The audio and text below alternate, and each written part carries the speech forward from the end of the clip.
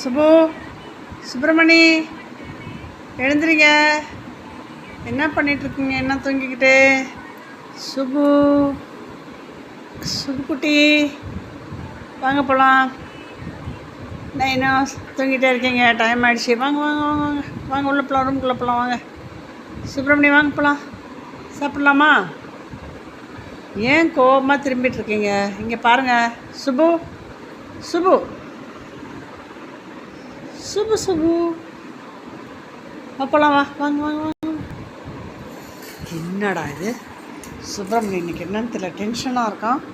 என்ன டென்ஷன் சுபு? என்ன டென்ஷன் உங்களுக்கு?